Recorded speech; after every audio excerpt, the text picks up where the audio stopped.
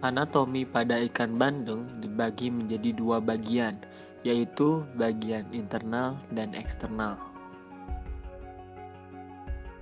Anatomi eksternal pada bagian tubuh ikan bandeng dibagi menjadi 3 bagian. Yang pertama ada cepal, dari anterior moncong sampai posterior operculum. Yang kedua ada truncus, dari posterior operculum sampai anus.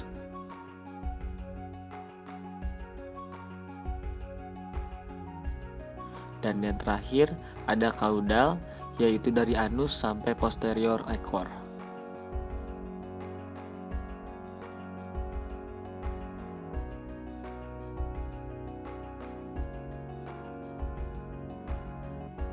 Selanjutnya, sirip ikan bandeng dibagi menjadi 5 bagian. Yang pertama pada bagian dorsal, dinamakan pinna dorsalis. Yang kedua pada bagian ventral, dinamakan pinna ventralis. Dan yang ketiga terletak pada belakang operculum, dinamakan pinna pectoralis. Dan yang keempat terletak pada anus, dinamakan pinna analis. Dan yang terakhir dinamakan vena caudalis.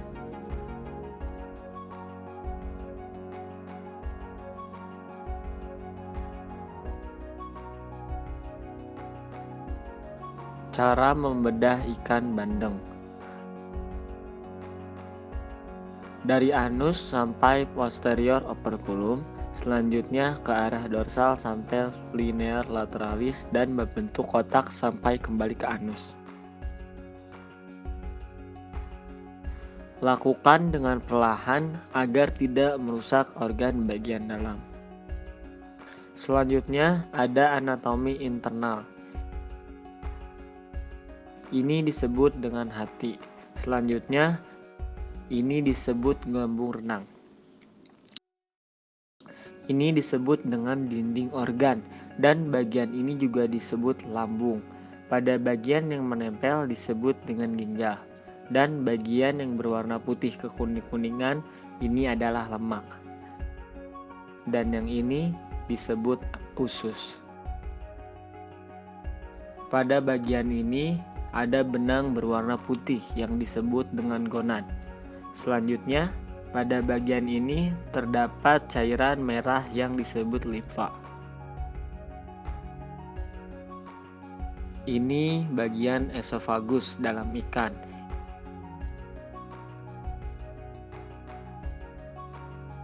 Ini merupakan insang.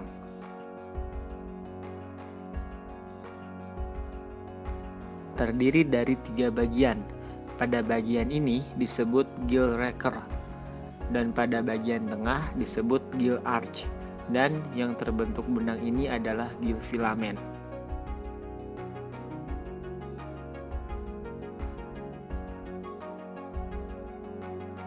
Ini merupakan organ jantung pada ikan. Bagian yang berwarna merah gelap disebut dengan atrium. Bagian merah terang dan tebal disebut ventricle, sedangkan bagian keputihan disebut arteriosus.